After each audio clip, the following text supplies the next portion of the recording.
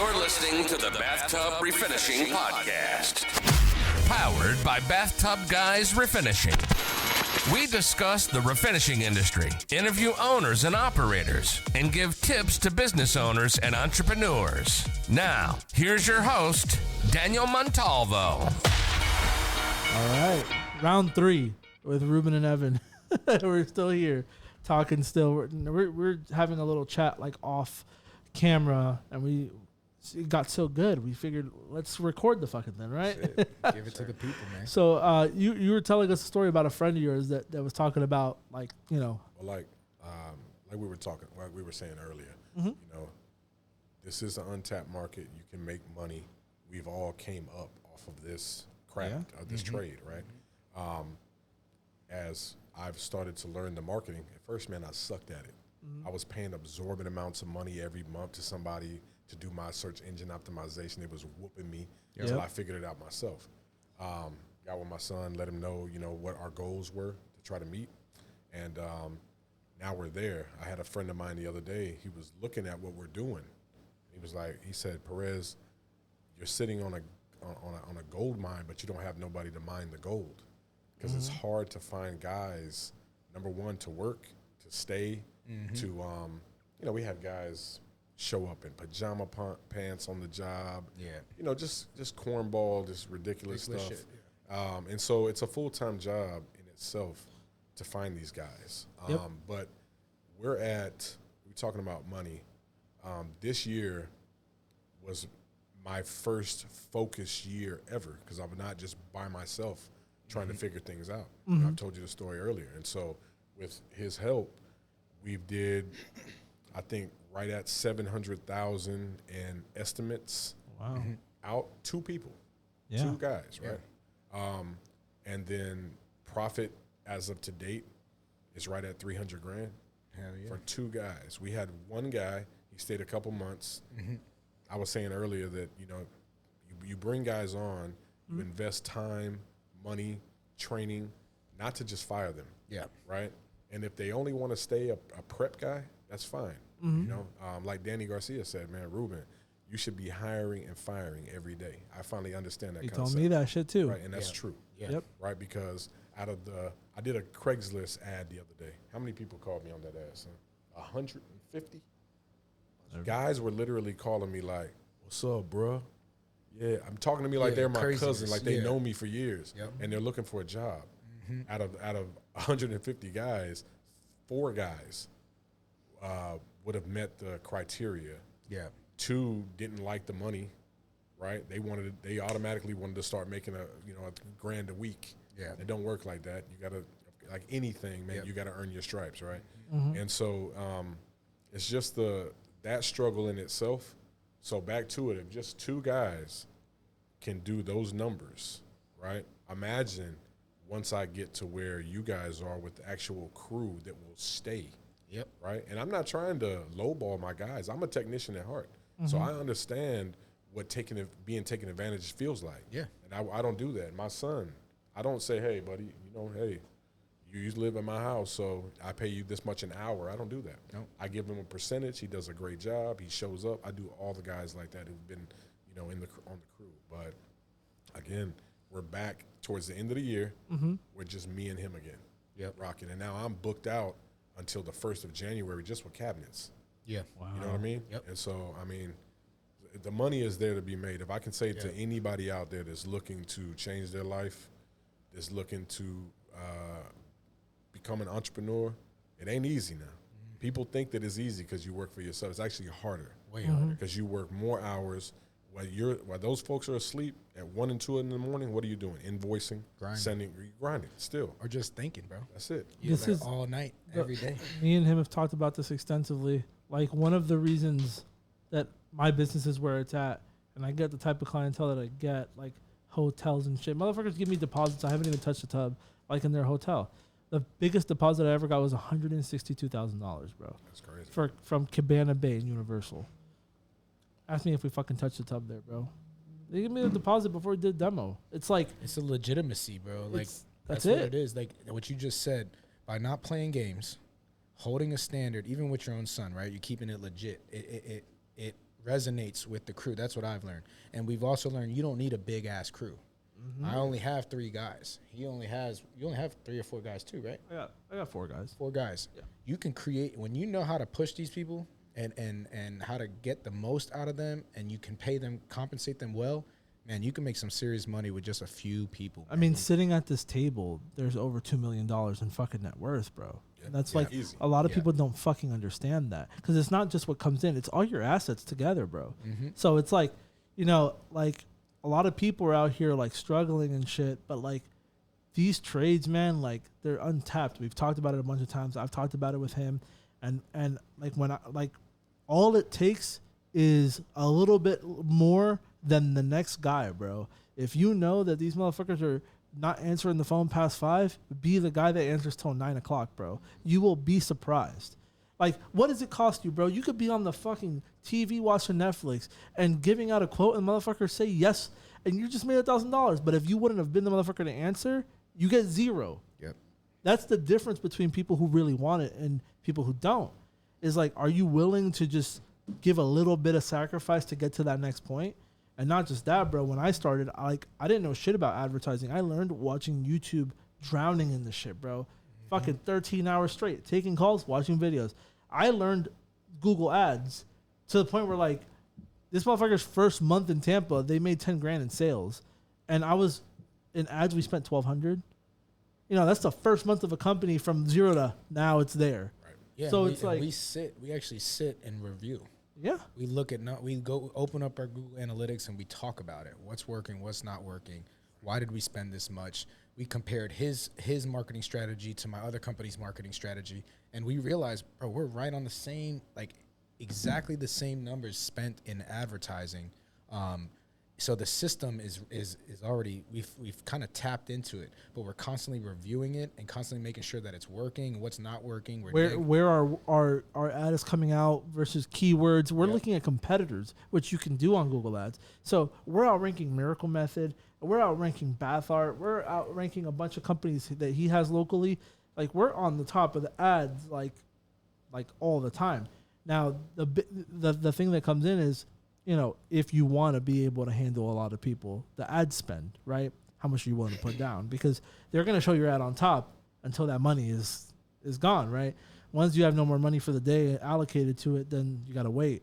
Yeah. Whereas, like, you know, on ad spend, his was $1,200 a month, whereas like my Google ads is like $9,000, $10,000, sometimes $12,000 a month. It just depends, you know, but you get the volume to make up for it, so it doesn't fucking matter. One thing I like about Google is that once you get so many 5-star reviews, they start to organically refer you for free. Yep. Yeah. They're out there. Yeah. Right? I have about 103 5-star reviews on Google. That's fucking great. Yeah, man. And so I push that, of course. One thing that I can tell you, because we don't bat 100% every day, things happen, real life happens.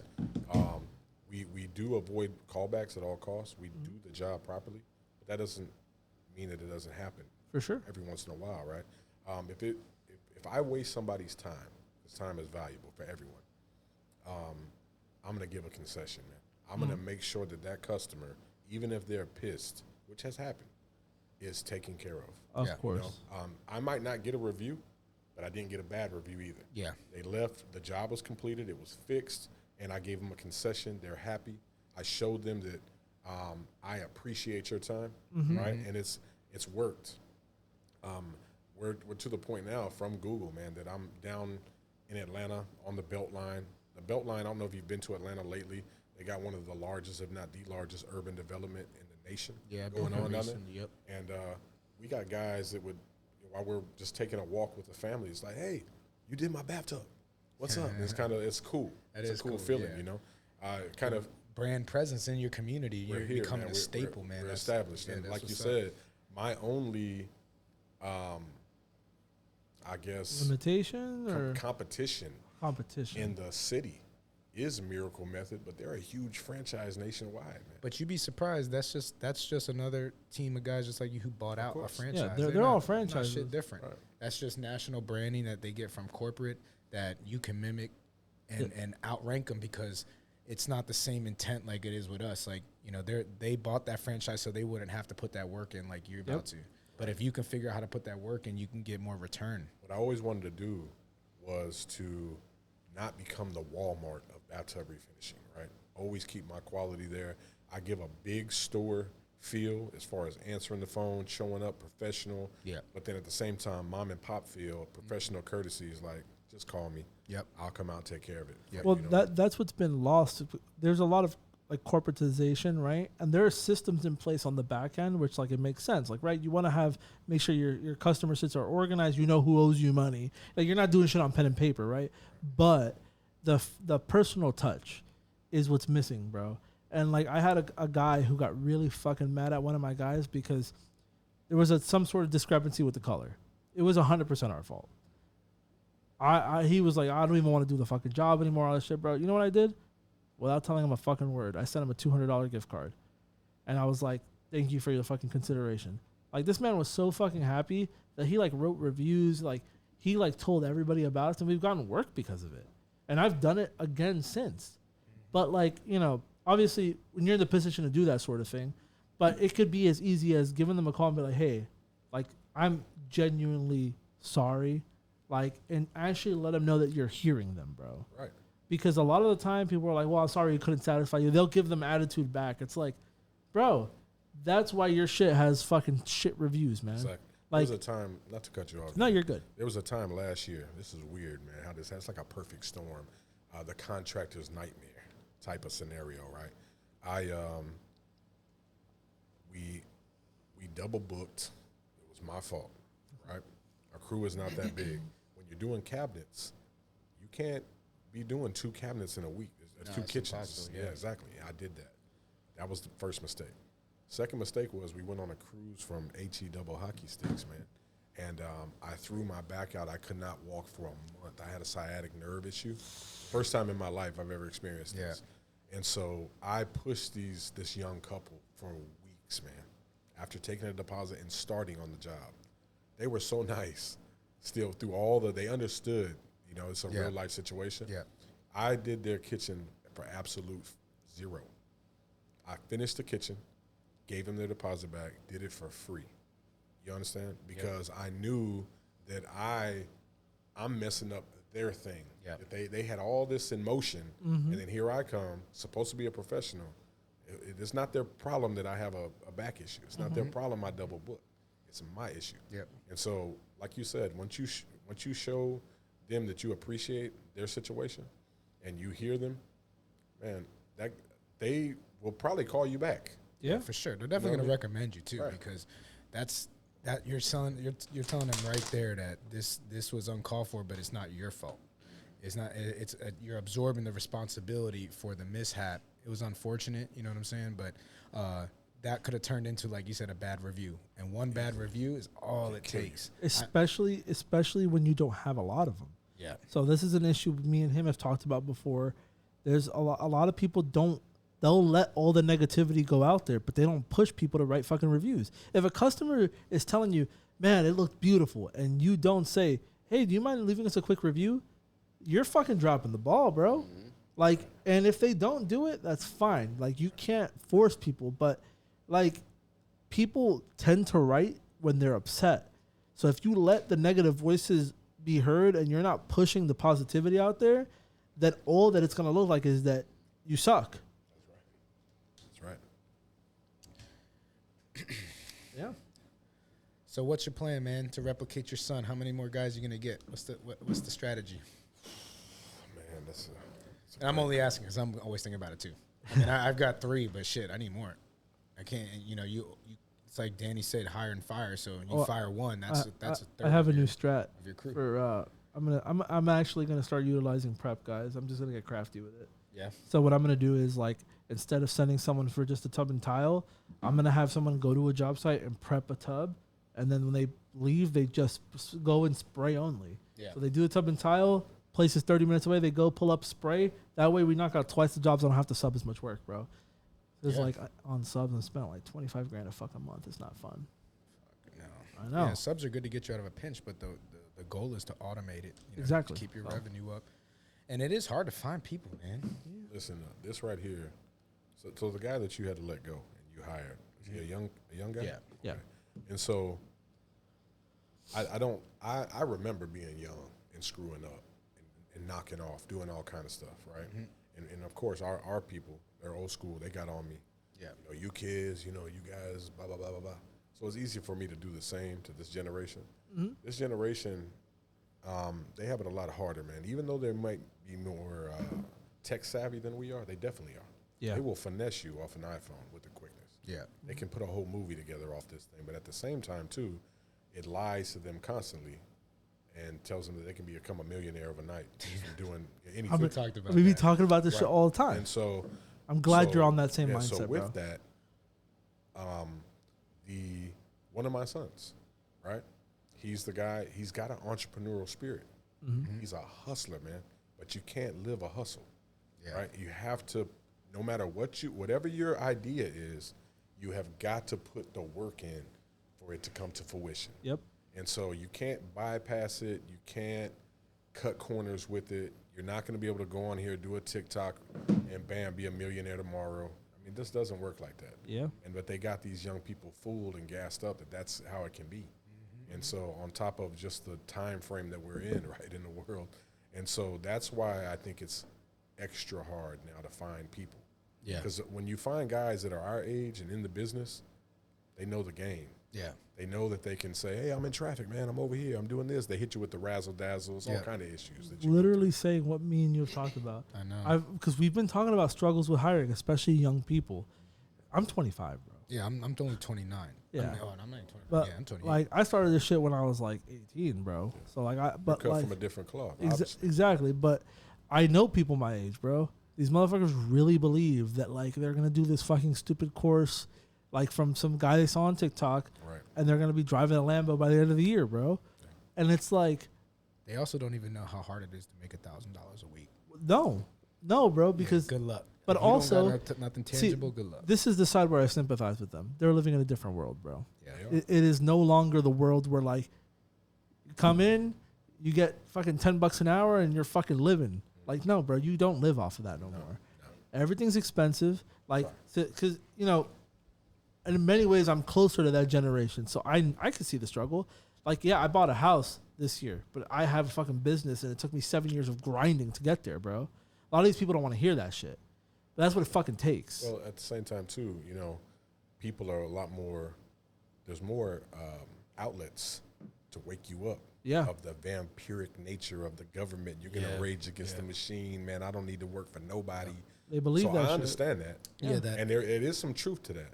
But again, back to you cannot sidestep hard work. No. It's just not going to happen. It's just different levels to it, bro. If you're not in tune to work hard on the field side, then you better be the best motherfucker on the phone, the best motherfucker on the computer. That's what it is. Danny told me, he was like, man, this is a young dude. These are young guys, but they're smart. You're 25 and 20, I'm 45 years old, man. You know what I mean? And so just to hear you talking like that at 25 and 29 and where you're at. I think it has a lot to do with our parents. I mean, like I told you my story with my father, and he has a similar story with his parents watching struggle.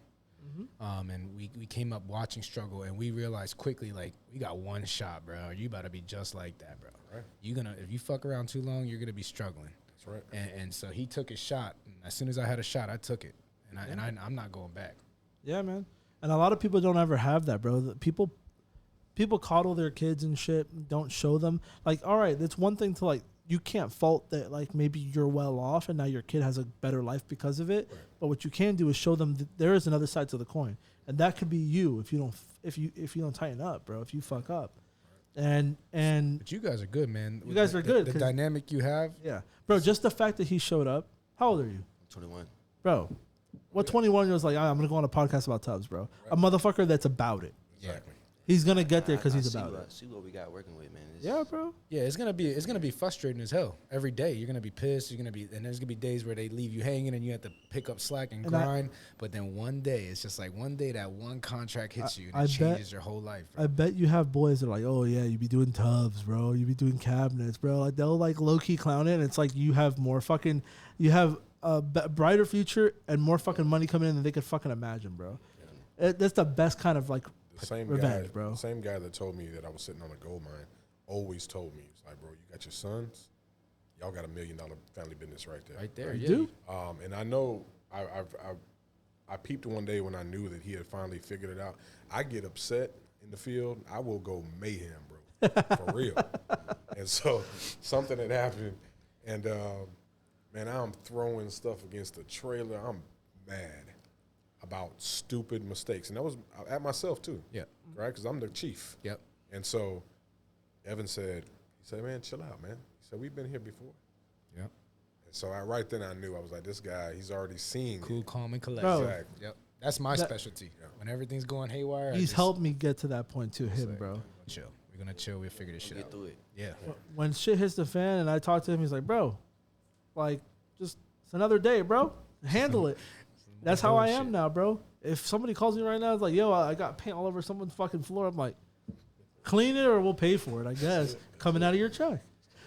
And then sometimes you gotta pay for it, man. I've dropped $800 on a microwave, bro. Like the sander fucking hit the microwave, and then we were in a high end home, and it's like I'm either gonna spaz on all my guys right now, and either way, no one's gonna confess. Because the way I do my kitchens, we try to get them done quick. So I'll take in a team of 3 people, and we'll prep that shit one day. The whole thing's prep. Second day, spray. Third day, install the doors, get out. Right. And so you don't really know who did what when you got that many people operating on a project. So instead, it's like I let them know this can't happen again. I pull the money out, boom, replace it, and we keep on moving. One thing you said earlier is you said you were too nice. And I am too, believe it or not. I know I just said the mayhem line. How I got treated in the game was like a refugee, man. Like, they treated me bad, man. They didn't care. They just, And so where I got that line from is coming out your check, bro.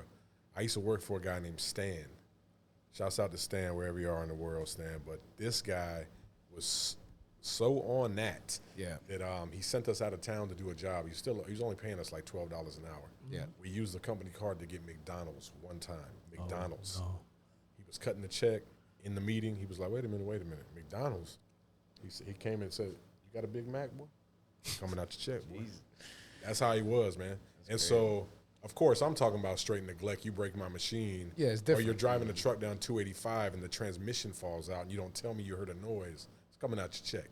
But, now that I was treated like that, I don't do my guys like that because you can't keep a guy. You can't keep him like by that. doing him like that. Yeah, but here's what I've learned, though. And I learned this shit the hard way because I had a couple crazies. And I'll tell you off air what the fuck happened. But I used to be the guy that was like, like I would hear the sob stories and I'd be like, I'm going to help him out. Right. I'll make a little adjustment here because I know what's going on behind closed doors, or at least I think I know, right? And I realized that nobody gives a fuck about you, bro. None of these motherfuckers actually care, bro. Like one of the last guys that I fired, he was complaining because when we hired him, we agreed, like, I'm going to pay you this much a week, and if you get everything done with no callbacks, I'll give you a bonus. And his wife got in a car accident, so he had to leave the job site. He finished, whatever, that's cool. But the next 2 days, he took off because he had to attend to her. I was like, cool, that's fine, bro. And he got mad at me because I didn't pay him the bonus. You know what's funny about his check? Is that the 2 days he was out, I paid him. So he didn't fucking give a fuck that he made $300 without fucking touching a tub, bro. Right. But what he was thinking about is, what about the extra $150 though? Hey man, listen, he can tell you, just recently, you know what I mean? I've been through that so many times. I've had guys not show up until noon, 5 days straight on an out-of-town job, and then want to fight on Friday when their check ain't right.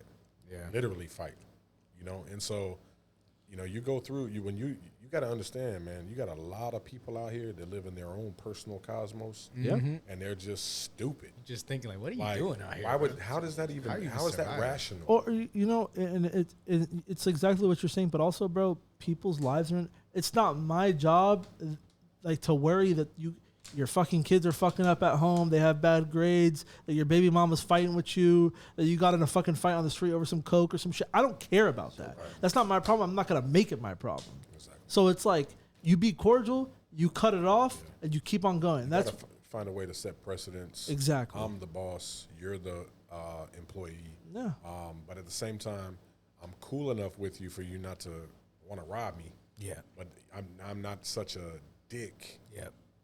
Excuse my language, that that you don't like me. Yeah. I You know what I curse. mean? I don't give a fuck. You call, Yeah, I try to give my approach right now, and I mean, I'm still learning, so I don't say I know everything, but my approach right now is I'm trying to incentivize my guys with something to look forward to in the future, right? So, like, I try to tell them, like, you know, my first 3 or 4 guys, you guys are going to be the core, and you guys are going to elevate with me. Because I tell them I'm in here to build wealth. I tell my guys just like that. I don't know what you're doing here, but I'm here to get rich. And I was like, you can either be a part of this process and come up with me, or you can get left behind. And I tell them, like, if you do decide to stick with me, there's going to be opportunity for growth. I was like, I don't plan on running this company forever. I was like, I need people who are going to step up and take roles of leadership. And it's worked for me because right now I got 2 of my guys where we're structuring the company to where I should be strictly sales. And we're going to division the company in a way where they actually have a role. You know, you might be a sprayer, but you're also my ops chief. You might be a sprayer, but you're also my quality control / sales rep, and give them that incentive, something to look forward to, you know, because these are typically who we're hiring are people without other options. You know what I mean? You're not making $1 million doing this as a laborer or as a sprayer. So what is the incentive to not just take what you learn here and then, you know, oh, fuck this guy and go on to the next cabinet painting company, right? And that's happened to me. It's going to happen. It's going to happen. So how do we combat that? And how are we incentivizing? Like, I know Danny over at Alliance, one of the things he brought up on our podcast was they offer 401k, health insurance, dental. You know, that's cost a fucking fortune, man. And I'm like, how are you getting to that point? And it's by one, you're going to push them no matter what, because either way, we're going to push them. So I'm trying to find ways to incentivize, and I feel like it's also putting pressure on me as an owner, though, to step up, because not only do I have to create this position, but I have to structure this position. You can't just give someone a position with no structure towards it, right? I can't create a sales rep if I don't have a sales strategy. I can't create an ops chief if I don't have systems in place for him to do his job. You know what I mean? So it's causing me to have to step up and legitimize my operation more and more. So I'm working harder just to create these opportunities, but I kind of have like, don't fuck up. You're going to lose the opportunity. It's not just a job now. You're going to lose the opportunity. You know what I mean? And they see it like that, and then it's kind of distinguishing who's really here for the long haul and who's here just to collect their check by Friday, but you might not know if they're going to be back by Monday type of thing. I've talked to a lot of guys that own businesses like Danny Garcia or even larger. Yeah. I'm familiar with several guys in Atlanta that own big turnkey companies. Yeah. I was trying to figure out how to structure my company, right, without giving away the house to make my guys happy. Yeah. And every one of them had told me, Ruben, you know, make them employees. No 1099 subs at first. Employees, the guys who stick with you because they want to build, they want to learn the trade, they want to, you know, grow with the company. Yep. Those are the ones later that you say, hey, come here. We're going to go eat dinner. You've been around with now a year or two. You know, you show improve every day. And now, you know, we're going to work something else out. We're going to renegotiate the negotiation, right? But I've learned the hard way that because you need guys, even if they're experienced, bringing them in, they're already going to shoot super high.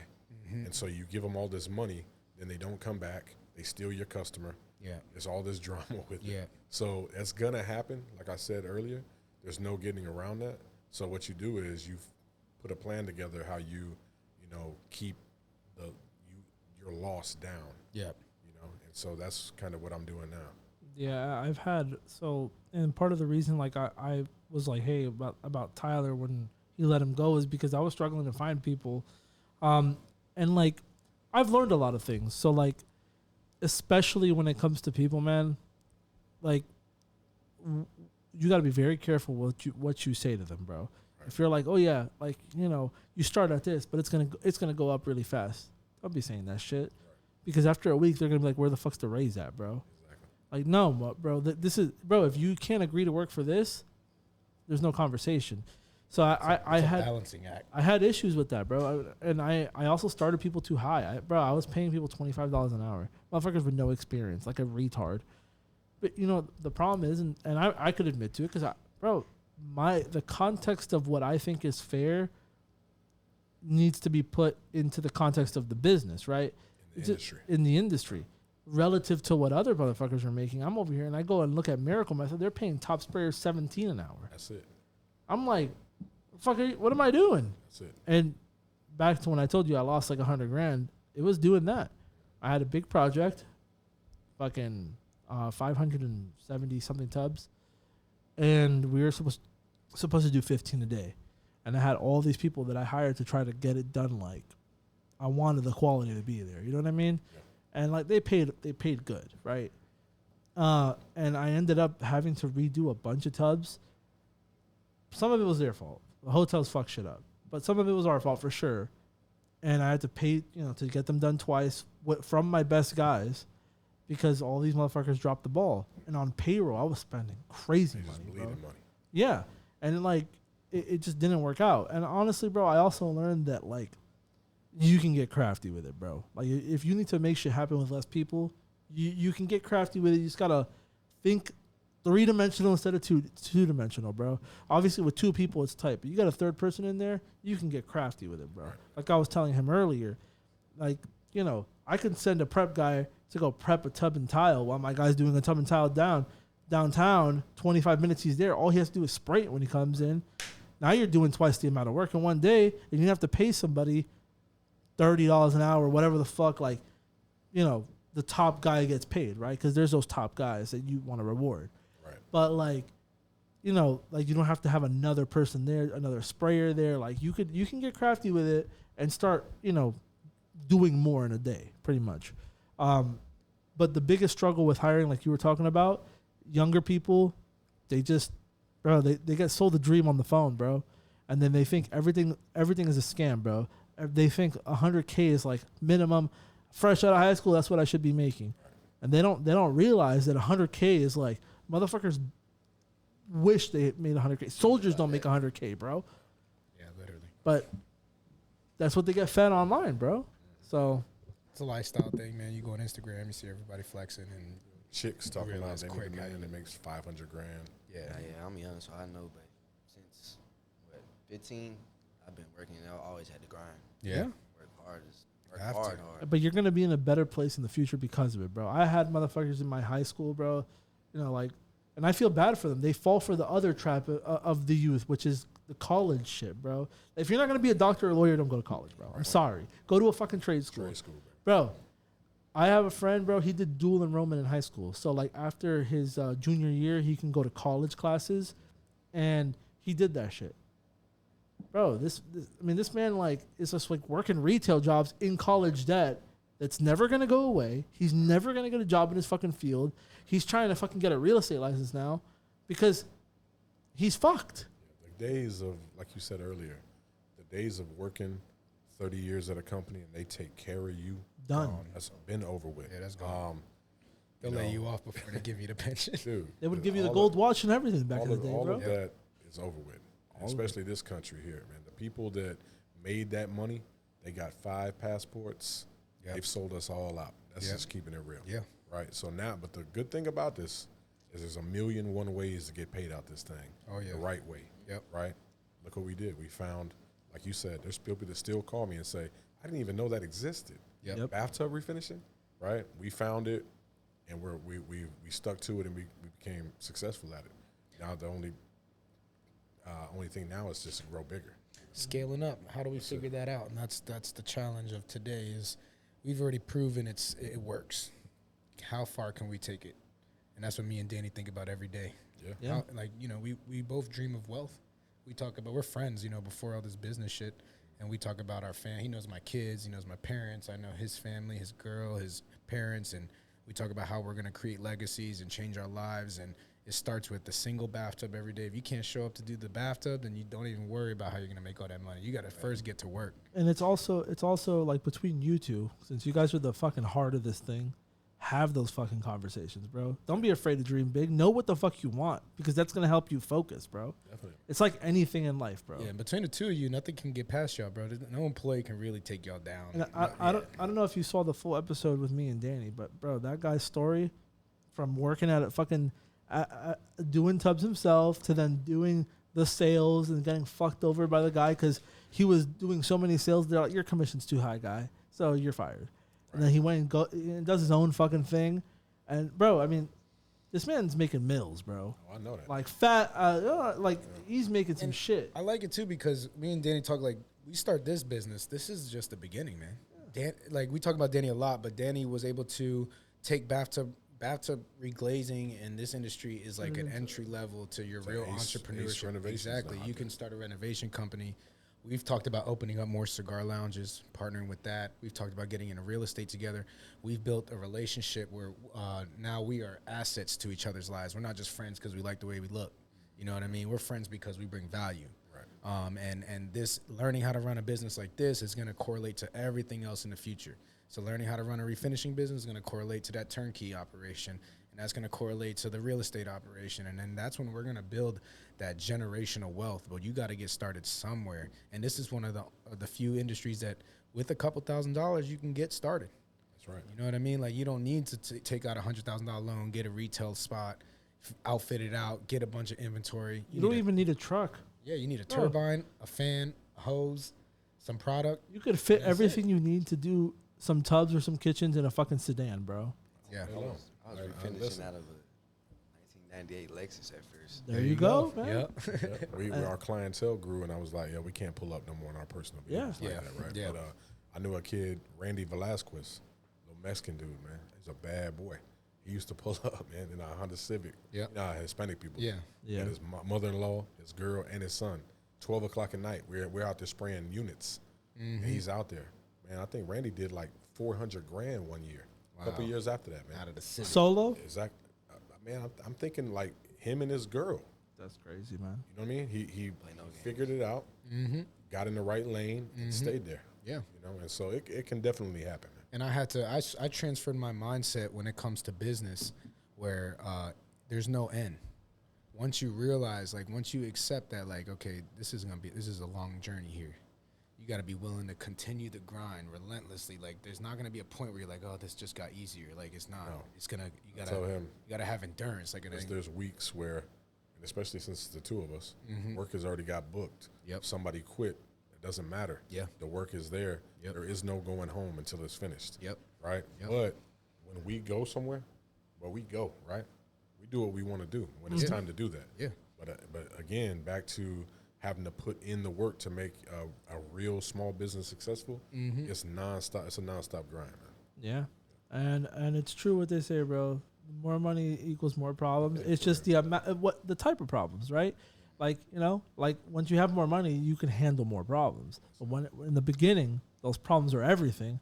When you have more money, there's more small problems, and you can solve them easier and stuff like that. But it's always a grind, bro. You never stop. It opens doors because I'm actually, like, me and my partner, we're looking at a property tomorrow. I was gonna tell you, we're looking at a warehouse. They want like $3,000 a month, and it's a little steep for just this operation. But if you open your blinders up to what else you could do with that property, we're looking to do some like short-term storage rentals because it's an acre lot. So if I can reduce the overhead by 50%, I can get to where I need to be for the refinishing business. We could potentially hold U-Hauls. Make that building pay for itself. Exactly, and that's another thing that getting into an industry like this does is it opens up your mind to making money. You know what I mean? That if you're someone who's just an employee right now, and you need to get started, this is a transition because you could do refinishing on the side. You know, you don't even have to go full send, like quit your job. You could refinish 2 tubs on the weekend and collect more than you made the whole week as an employee. A lot of people will never take that leap, but it is crazy that this is an industry where, like, bro, the margins are crazy. On a tub, the margins are crazy. Yeah. Bro, if you could go on Facebook and be like, I'll do a tub for $600, you're profiting like $450 of that. Easy. More than that, really. I mean, if you look at if you ever put in the algorithm together of your material costs and gas and personal time, you stretch that kit out to. Yeah, make a lot of some money. people say 10 tubs. It depends on what you're doing, but a lot of them, you're gonna turn that $300 kit or that $400 kit into $3,000 or $4,000 or $5,000. That's crazy numbers, man. Yeah. And if you get a tub and tile, say less, bro. That's a good day right there. Exactly. That's 2 more hours of work. Yeah, we've had good days. Doubled the revenue. Beautiful day in Atlanta, and Atlanta's a cool city. Beautiful day in Atlanta. We did a $2,000 day on just a bathtub and a shower. Yep. We're off by one. Yep. And now I mean, them days, it's like, Yep. that's how cool our job is. That's You know what I mean? that upsell too, man. Like you get in for one bathtub, but you're able to sell those counters, and then like with the cabinets, you can sell that. Next thing you know, you're doing. I like to call it the whole home refinish. Right, right. You do the cabinets, the counters, all the yeah. showers. Every time come out, It's a light renovation. a project can turn into $9,000 quick. Easily, man. You guys, do you guys do like any like home shows or anything like that for advertising? Do you guys have you guys ever gone to like a convention or anything like that? So I was going to hit one this year in Las Vegas. Okay. I thought it was for cabinet refinishing. It was for woodworking. So I said no. Yeah. And then I found out that the cabinet refinishing was in there somewhere too. So I didn't go because I didn't know. Okay. Right now, man, it's just I'm pulling up. We just came from Houston to Luis Jossel at Elite Fine Finish. Him and Matt that are over there. Okay. They distribute Renner products and Apollo and Tritech. Yeah. They started off refinishing, and they got a nice operation over there. Yeah. Him, Shane Woods from the Fine Finish Institute in Houston, Texas. Alan Barra out there in Chattanooga. Barra Cabinet Refinishing, man. Check him out, man. Okay. Yep. This guy really knows his stuff when it comes to cabinet refinishing. So I've been pulling up on these guys. I would like to talk to people like that and see how they scale the wood refinishing game to where it's volume. You know what I mean? Like, I got the residential shit down, but I would like to take it to, like, I did this headboard project. That's my first dabbling in the wood refinishing realm of commercial work. I want to learn how to get these reoccurring accounts. Like, I went on an appointment yesterday with a new construction builder to be his go-to cabinet refinisher for all his new construction homes for custom colors and stuff like that. Trying to sustain a business, an industry like this is like, how do we get recurring work? Because if you have to generate a sale every time you want to make some money, that's a lot of work. Oh, yeah. Right? So if we can build some accounts, like multifamily accounts, multifamily is good. But even outside of multifamily, because what we've learned in multifamily is they don't want to pay. You know what I mean? Like, you get in apartment complexes, especially with the cabinet game, you know how much work it is. You're not trying to do apartment complex cabinets. They're gonna want garbage, and it's just a pain in the butt. And depending on, my experience in multifamily has been, I can honestly stand on 20 plus years in the business. No, that's like a magic number. So people say, I've been in 20 years. I've really been in it 20 years, 20 plus years. I learned from great guys, the bureaucratic red tape, the politics, everything about that business. It's a fickle business, bro. And one thing you have to understand is once the BathTubGuys get as big as it's going to get to where you guys are triple this size here, in these apartment complexes, man, they won't even, their work ethic anymore is not even relevant. It's if they like you, you show up, you do a job. Because like you said about your dad and uncle back then, they didn't care. We're here to flip this, get them to sign that lease, and then that's it. Yeah. Right? So you don't have to come in with the mentality that you are the best person, the best refinisher in Orlando, Tampa Bay. Yeah. Right? You come in to sell a product, it works for both of you guys, and now you guys are like Rory Atkins out there in Dye Masters in Atlanta, or Danny Garcia for Alliance, right? Now you got 40, 50, 60 guys working for you, 600 properties, and you're doing millions. Bro, branding yourself, you're branding. The moment you shake a hand, you're branding, bro. It's like the presentation that people, how they perceive you. That's everything. How they perceive you online, how they perceive you in person, on the phone. That shit is a million times more important than the finish. I don't give a fuck what anybody says. I've said it a million times. You spray the prettiest fucking tub in the world. If nobody knows who you are, they don't give a fuck. Nobody cares. That's why a lot of these fucking people on those groups get mad when I'm like, what are you guys talking about here? It's fucking paint ratios and shit. It's like none of that matters. My brother in San Antonio, Rene Perez, love him to death, man. Every day he calls me, there ain't no work here, bro. That's why I ain't doing, there's no work here. Go out and get it, bro. There's plenty of work there. They don't know who you are, bro. You understand? Like you just said, you can spray a tub and you think you're the best, but nobody knows you. We've been told that Florida is one of the hardest markets in the state, in the country, I mean. Like, I guess we have so much competition here in the refinishing industry. Yeah, you do. And, like, I think sometimes, well, shit, what if we went to a state like fucking Oklahoma or some shit and just took that whole thing over, bro? Yeah. I got a phone call not too many years ago, a guy named Chris Lindsay out in West Monroe, Louisiana. He says, hey, Ruben, there's a lady out here is a manager of an apartment complex. They don't have a resurfacer, a refinisher within 350 miles. Crazy. So for an apartment complex, they were willing to pay me $800 a tub and surround. We got like 15 competitors within 50 miles. Oh yeah, Atlanta's the same way. This shit is crazy out here. And the thing is, all the ones around here, bro, they're all sketch, bro. Like they don't want to talk about anything. You know, like I don't know. It's weird, bro. Like I don't give a fuck. Like if I'm too busy, I'm like, yo, call this person. I'll never get it back. Right. Like, or they'll never call and be like, yo, thank you, or text. Well, this is the thing too. Like you were saying earlier, their mind frame is not there. Right? Yeah. You just said, oh, you can, a couple $1,000s, get a turbine, a gun, some tarps, go to work. Yep. And that's what they think is running a business. All right, that's the start of it.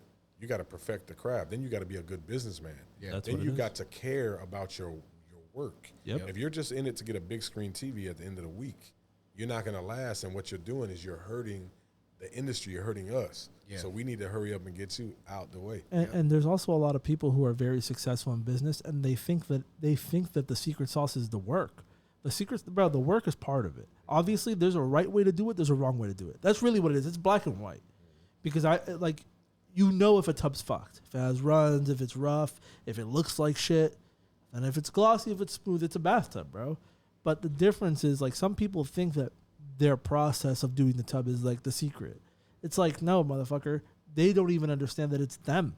Right. It's how you present yourself. It's the level of professionalism. It's your fucking how you appear online. Everything. You're branding 24/7. You don't even realize it. You don't even know why you're successful. Yeah, your vernacular. Mm-hmm. You show up, and if I had a customer the other day. I don't want to say I did take the job from a guy that I know, right? Because he sent his technician out there, and his technician, even though I know he can spray a tub, he comes dingy, bunch of trash all in the by the window, the dashboard of the truck, right? All of that in the optics just resonates a bad job. Laziness. Right? It's going to be a bad job because he looks dingy, right? And then his vernacular, like I said, he couldn't. His sales pitch was weak. He didn't really know anything. He's just, hey man, I'm just here to spray the tub.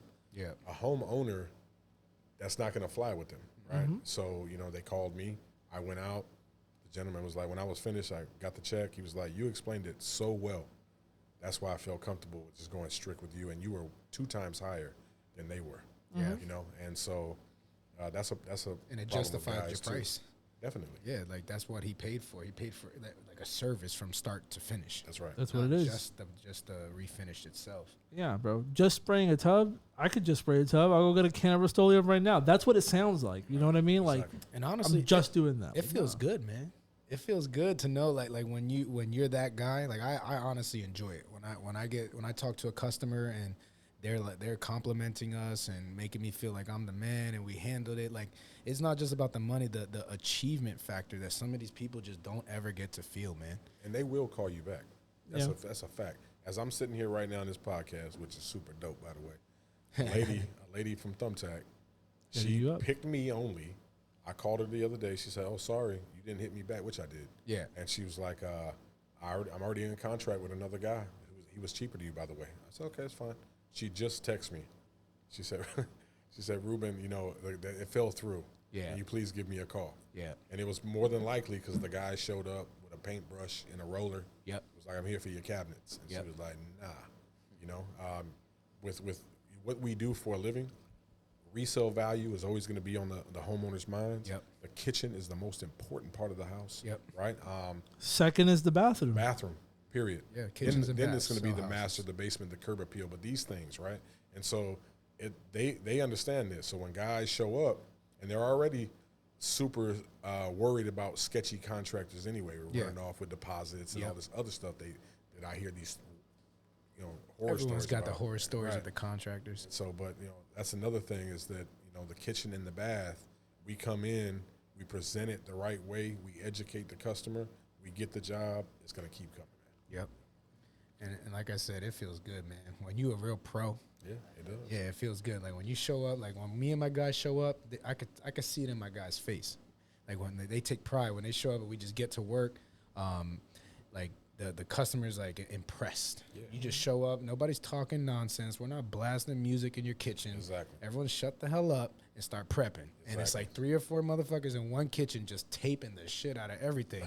The customer immediately is like, all right, I'm gonna go chill because they already know what's see the up. prep, they're like, you guys know what you're doing. We have an entire setup. It's like our tools are in order, our toolbox is in order, with all of our materials laid out, and then the guys are showing up, and I let my guys talk. Like I'll be there sometimes. Sometimes I'm not there at all, and I'll just and I know my 2 main guys. I'm like, talk to the customer, man. Let them know what we're about to do. Explain yourself. Let them. And before we get there, I tell them, make them feel comfortable.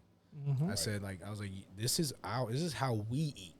This is not how Jonathan eats. This is how we eat. And you're in protect this company. You're in someone's home. Yeah, and have respect. Them to be comfortable with you being there. And I watch it too. Like my guys get tips, like fat tips. But like Angel, one of my techs, Angel, he'll go and get $100 tip, bro.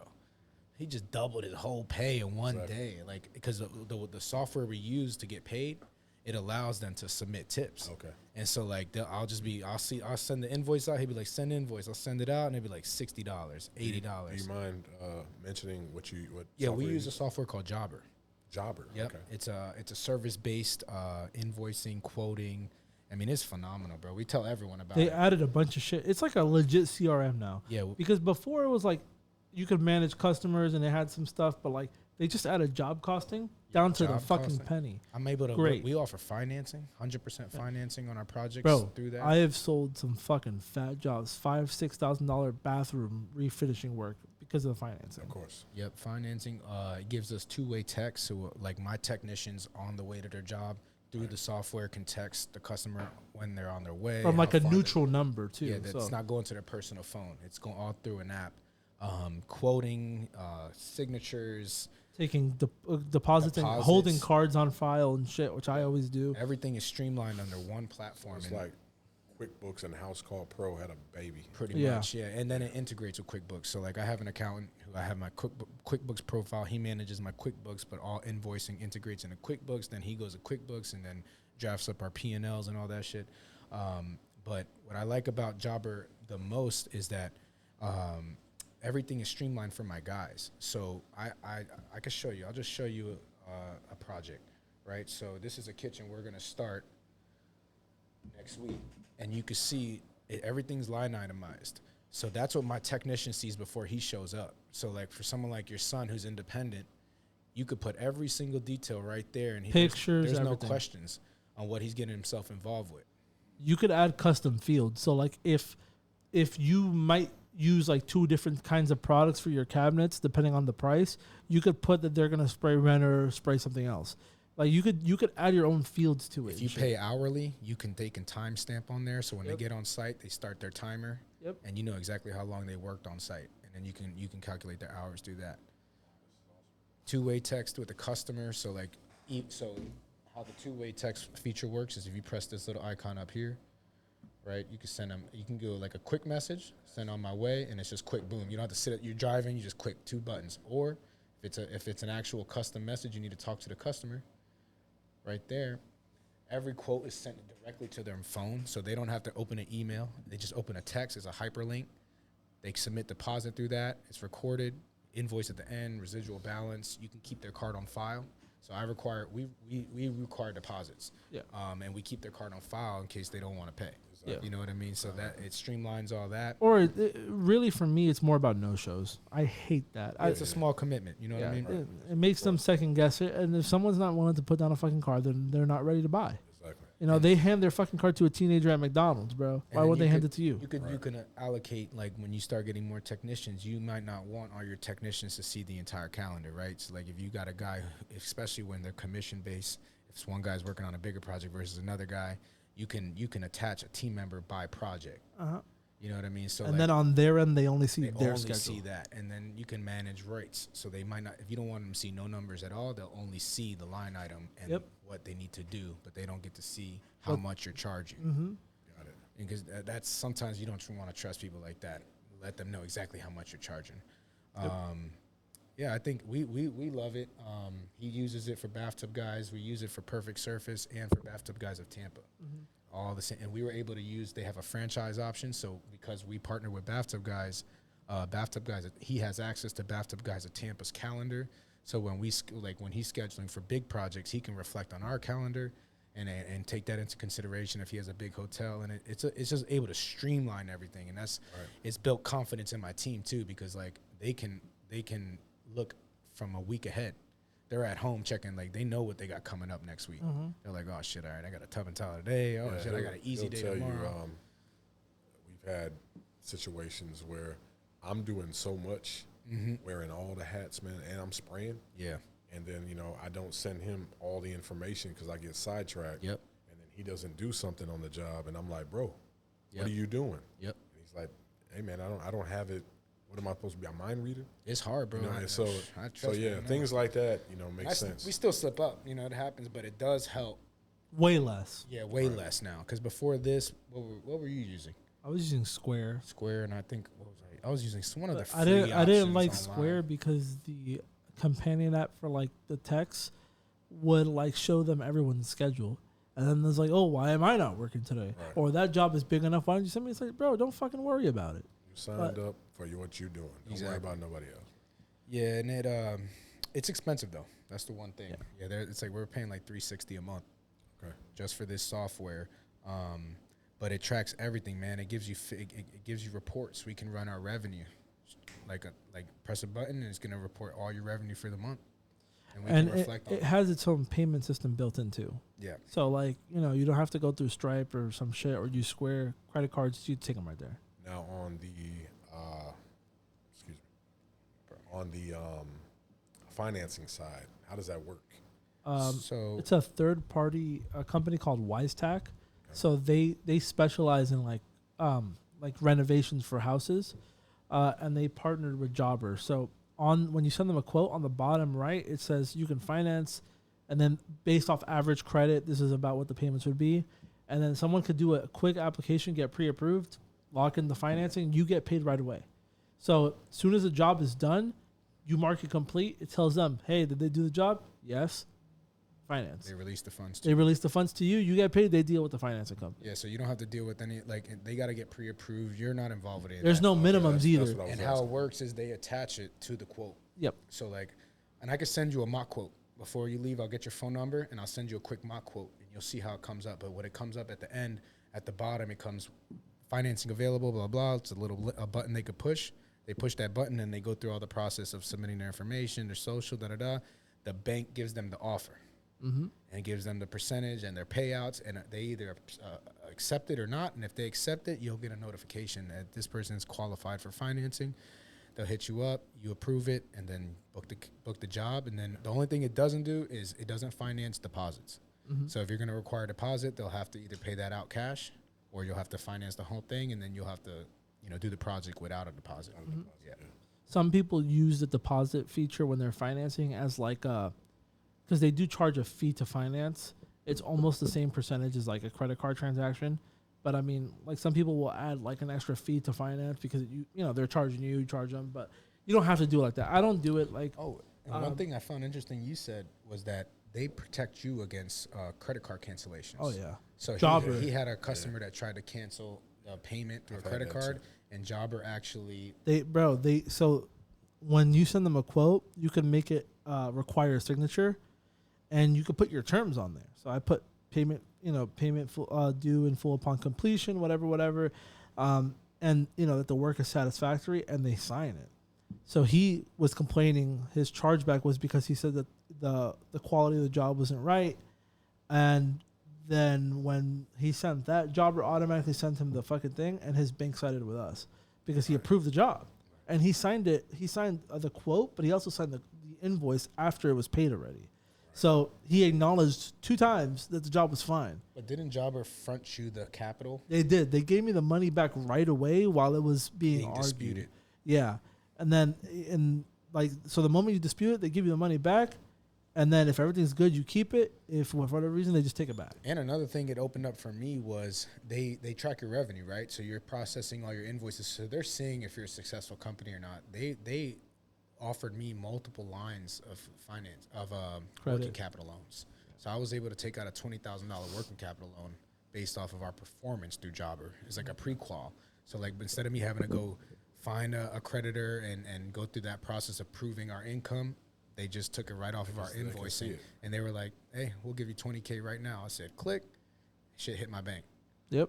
And then what they do is they take 20% of your invoices to pay you back. Yeah. So you got to be smart. Obviously you don't take debt if you're can't handle it, but it's automatically deducted from each invoice. 20% of that invoice is going to get paid towards repaying that debt with a fixed interest rate. And it worked for me because I needed to finance some big projects. So and as long as you make sure that the numbers are adding up, you should be able to afford, because you should have working capital in the bank. So if you're losing 20% of your income coming in, I look at it as like, as long as that money's sitting in that account, I don't need it to come in, type of thing. But it opens doors, man, because when I first started, I couldn't afford to take a net 30 payout on a big project. Like when you're working with commercial properties, they don't want to pay you for a fucking month. Right. You know what I mean? You're upfronting all these costs. You need those options. And it gave us that option. That's great, man. Yeah, it's a really good system. We've been an hour on this one. Yeah, it's crazy. We're flowing, baby. Yeah, so, I mean, you guys have any other questions or anything? Man, not really, man. Again, this just your platform and the opportunity. And hit me up, man. It's thank really you for amazing, coming, man. guys. I appreciate it, man. Yeah, They drove all the way here this morning from Georgia, man. Yeah. Just What's your to be excuse, here. Doug? Ain't that bad. 7 hours, but we made it. Yeah, we appreciate you coming out, though. Yeah, man. It's fun. It's always fun to talk to other people in the industry. And, like, you guys, like, bro, we're all chatting. We're all, like, trying to improve and get better, bro. Right. So. Yeah, we're peers, man. Like, Yeah, this is how you have to talk. Like, everyone has their peer group, and other entrepreneurs in the industry is our peer group. So if we're not talking to each other and getting the scoop on things, then we're not getting better. Exactly. Y'all getting us the motivation when we get back to Atlanta. Hell yeah. Gotta hit it hard, bro. And we get motivated every time someone comes on. We're like, we got to turn it up, bro. Because, you go through the day-to-day grind. You can lose sight. Yeah. Sometimes these little talks They help, man. spark that interest, man. I like coming out here. I drive an hour and a half to get out here just for these episodes, too. And you're in Tampa. Yeah. Yeah. Okay. Yep. I'd be going over there to go to the cigar lounge to just talk shit. Yeah, he 'Cause comes. we're talking business, bro. That's Always. Exactly. Yeah, That's we what it smoke is. cigars, talk business. He brings his girl. We chill with my family, but it's always talking about business. Of course. we're taking it to the next level, and you guys are too, bro. So I'm gonna go ahead and end it here, and we'll see you guys soon. All right, man. Peace out. Later.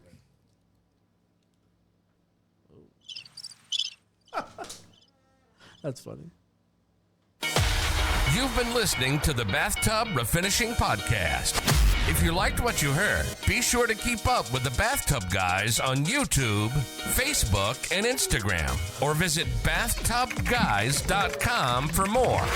Thanks for listening, and we'll see you next time.